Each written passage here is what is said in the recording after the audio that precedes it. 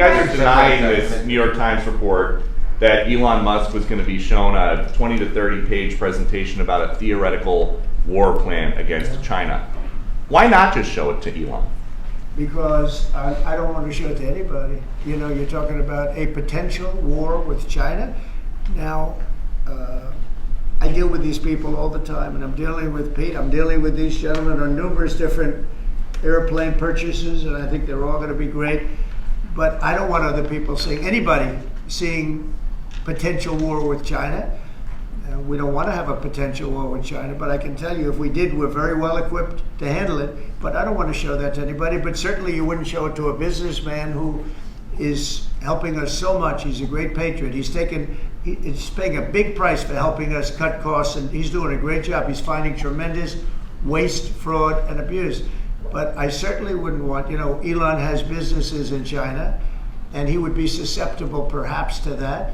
But it was such a fake story. The New York Times is just as fake as CNN and MSDNC. And anybody read that story, people laughed at that story. Who would do such a thing? And the first thing I did is I called Susie and I called Pete.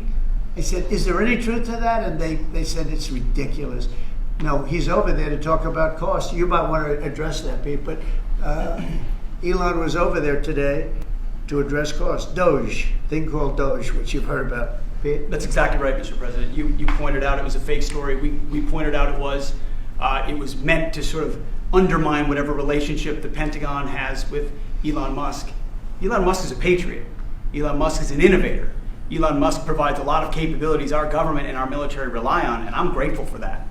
We welcomed him today to the Pentagon to talk about Doge, to talk about efficiencies, to talk about innovations. It was a great informal conversation. The rest of that reporting was fake. There was no war plans. There was no Chinese war plans. There was no secret plans.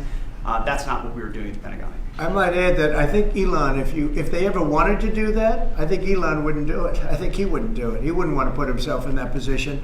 But if you read what's out of the New York Times, it's such a dishonest newspaper. It's such garbage. It's, it used to be called all the news that's fit to print. Well, it's all the news that's not fit to print.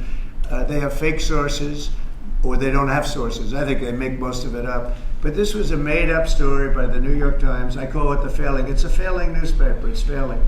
And they shouldn't do that. They really are the enemy of the people. And We do need honest journalism in this. We've made such big strides over the last 2 months, but we just need honest journalism, and we don't have it. When you have a CNN, you have to watch these people every once in a while just to see where they're coming from, and it's so dishonest. MSNBC is, I think, probably worse, and they're both doing horribly in the ratings. I think they're going to be turned off. I don't think they're not doing any ratings. You're doing well on the ratings.